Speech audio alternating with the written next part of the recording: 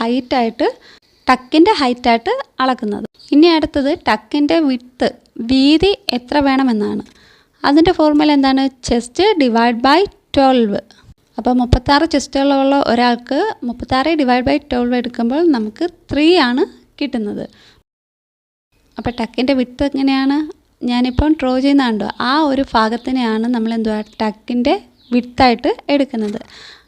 അത് അപ്പുറം ഇപ്പം 3 ആണെങ്കിൽ ഒരു ഭാഗം 1.5 മറ്റേ ഭാഗം 1.5 വെച്ചാണ് നമ്മൾ എടുക്കേണ്ടത്.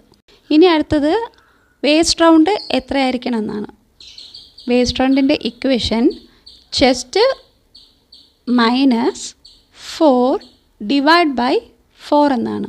ഈ ഇക്വേഷൻ തിരിച്ചിടരുത്. അതായത് ചെസ്റ്റ് ഡിവൈഡ് ബൈ 4 -4 എന്ന് പറഞ്ഞ് കൊടുത്താൽ തെറ്റായിട്ടുള്ള ഒരു ആൻസർ ആയിരിക്കും കിട്ടുന്നത്. കറക്റ്റായിട്ടും ഇത് തന്നെയാണ് ചെയ്യേണ്ടത്. ചെസ്റ്റ് -4 ഡിവൈഡ് ബൈ 4 എന്നായിരിക്കണം ഇക്വേഷൻ.